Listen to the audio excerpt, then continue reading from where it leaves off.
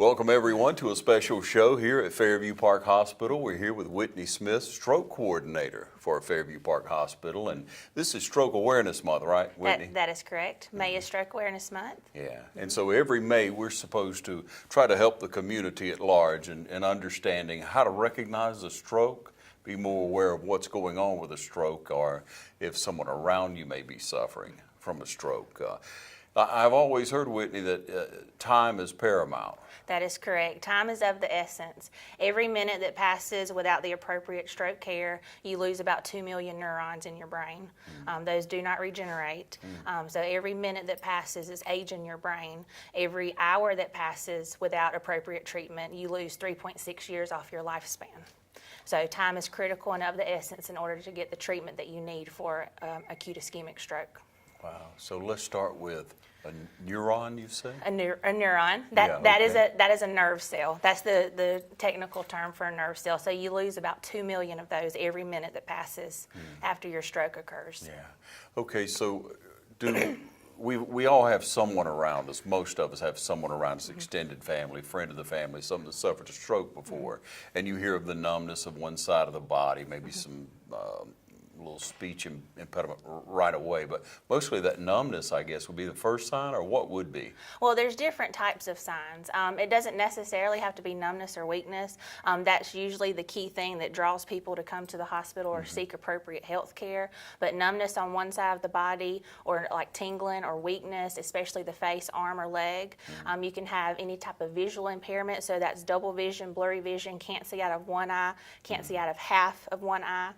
You can also have dizziness, nausea, vomiting, any of those type of things that you know that's not normal. So any type of coordination issues, if you have difficulty walking, if you have difficulty picking up your coffee cup, like maybe your arm's not weak, but you just can't get the motion correct. So any of those are symptoms of a stroke. So you wake up and you sleep on one side of your body and your body's a little numb or what have you. Is that kind of the same feeling, or how would it be different? Could you share that? I really don't know, because I've never had that experience. But any type of numbness or tingling, something that's out of the ordinary, like if you just notice that this side, the left side feels different than the right. Maybe you can still feel, but the sensation is different, or maybe it's, you touch one side of the arm or the leg, and maybe the one side doesn't feel as sharp as the other or more intact. That isn't indicative of a stroke, so you do need to seek help quickly. Yeah, okay, so what would be an average age? Is there one? In the past, people thought that only the elderly had strokes, but actually it can occur in any age group, even children, especially if they have certain risk factors. Okay, you said certain or surrogate? Certain. Certain risk factors. Okay, so what risk factors would that be? Cholesterol, high blood pressure? Yes, sir. High blood pressure, cholesterol, diabetes, atrial fibrillation, poor circulation, obesity or sedentary lifestyle, lack of exercise, alcohol use, drug use, smoking is a big one, any of those type of things. But for certain age groups like children, sickle cell anemia can also cause stroke. So it doesn't occur in just one set population. It's more rare, though. It's much more rare. It's more common in the population that has some of those other risk factors, but it can occur in children as well. So one would obviously want to try to stay as healthy as possible. If they think they may be a candidate for stroke, and that would be, okay, stop smoking, of course, that's always first. Curb your diet back, try to do away with cholesterol. Correct. And how does one do that? Regular visit to the doctor? Yes, we suggest, following up with your primary care physician and letting them follow you closely, monitoring those levels, monitoring your blood pressure, monitoring your cholesterol levels, and if you need medication for that, they can certainly prescribe medication. Making sure that you get an EKG regularly, especially if you have any type of irregular heart rhythm or any history of that in your family. So making sure that you follow closely with your primary care physician. Yeah. Okay. So, is there a difference in what brings on a stroke, either for male or female? No, not really. The signs and symptoms are typically the same in both genders. However, females do suffer from more strokes than males. There's no known reason. That's just some of the data that's out there. Yeah. Okay, so if you start to feel that tingling and it doesn't come back, it's not just from you, maybe sleeping on that side in the recliner there, you wake up and what have you, and maybe you're just not feeling right. Like you say, you're touching one side of your body, it's just not waking up, it's just not getting going. Better safe than sorry. That's correct. Yeah. We always suggest survive, don't drive, so you immediately need to call 911 to get you an ambulance service to your area and have you transported to the hospital for emergent care. Okay, so now we've addressed some things that one would look for in themselves, but if you're on the outside looking in, if you're a young person in the home, if you have a history of stroke and you may want to share the information with a young child that you may have staying with a grandparent, let's say, or with an aunt or uncle, what have you, things that they should look for if it's, if you're dealing with someone who has high blood pressure, who has cholesterol problems, who, has had a history of stroke in the family, or maybe you've had a stroke before. Yeah, so what would they look for? We educate our community on the FAST exam. That's F-A-S-T, and that stands for facial drooping. So if you see any type of facial asymmetry, something's not quite right, and that's either at rest with your face, or if you ask somebody to smile and it's drooping. Yeah. A is for arms. That's for any arm or leg weakness. So if you notice there's a drift or it's weak, or like I said earlier about the coordination, maybe grandma can't pick up the coffee mug, and that's not normal. Yeah. S is for speech. So if you have any type of speech disturbance, whether it's slurred or maybe you can't just get your words out, or the speech is off or seems awkward. Yeah. And then T stands for time, and that's time to seek help and call 911. So we educate on the FAST exam in the community.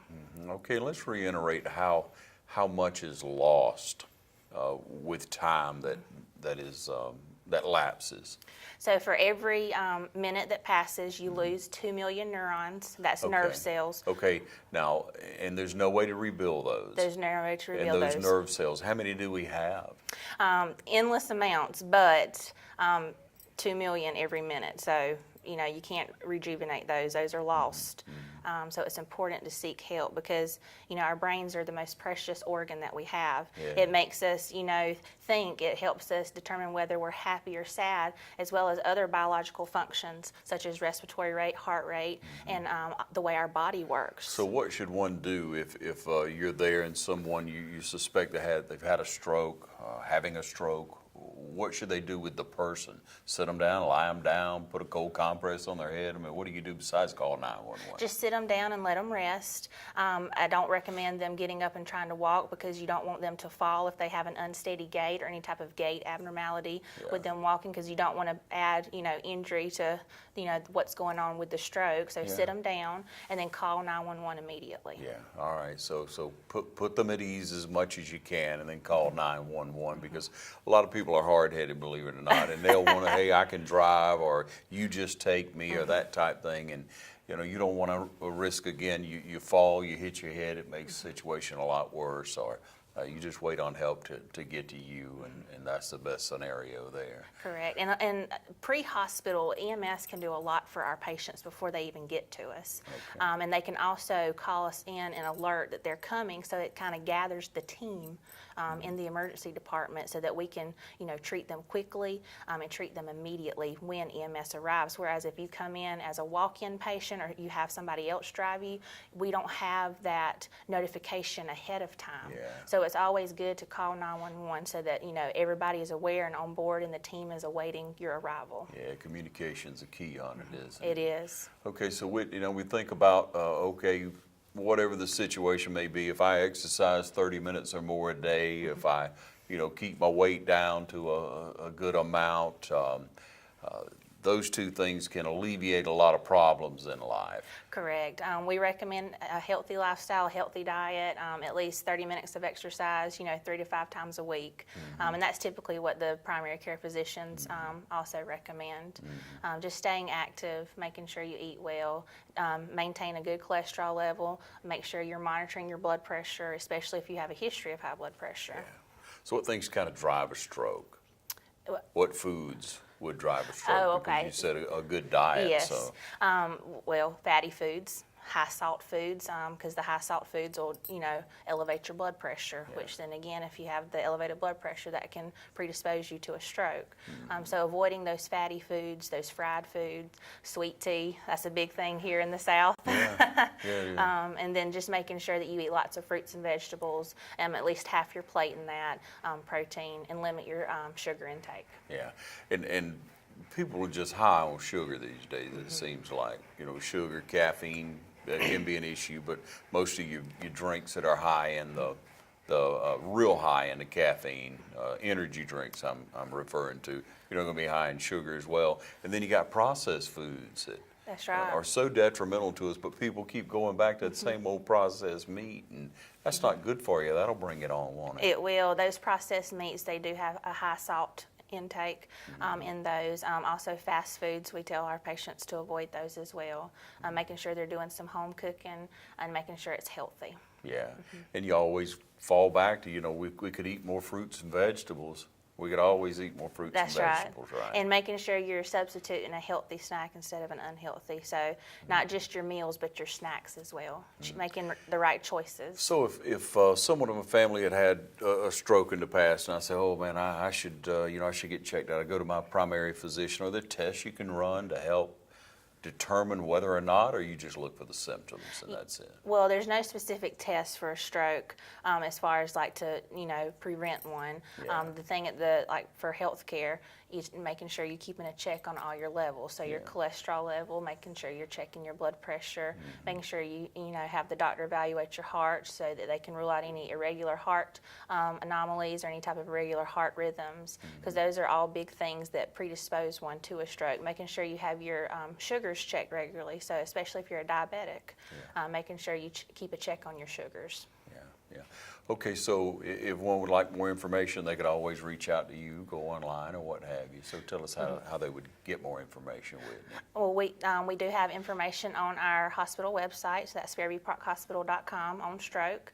They can also reach out to the American Stroke Association, and that's strokeassociation.org. There's also the National Brain Attack Coalition that they can reach out to. Yeah, Brain Attack Coalition. Yeah, and there's so much, because you see people who've suffered a stroke, and sometimes they're just never the same. Sometimes they recoup quite a bit, and they're able to, function pretty well. But most of them, I'm sure that I've spoken to or had any dealings with, and I'm sure you probably agree, that they would say, I should have responded sooner. I wish I had called sooner. I thought it was just, something odd, and I didn't call right away. That's paramount, isn't it, Whitney? It is.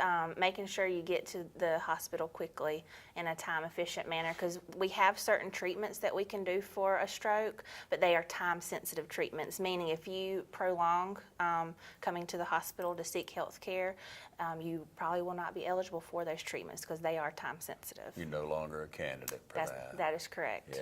Yeah. So think about that. Think about the people around you. Always know your family history. If there's health issues in your family, you want to know what they are. You want to know at what age maybe they struck. You want to understand all you can about your family and the extended family, for that matter, your aunts and uncles and what have you. So you understand what you may be predisposed to. It's not 100%, it never is, but you need to know that. You need to take good care of yourself, and stroke awareness is paramount. Stroke Awareness Month.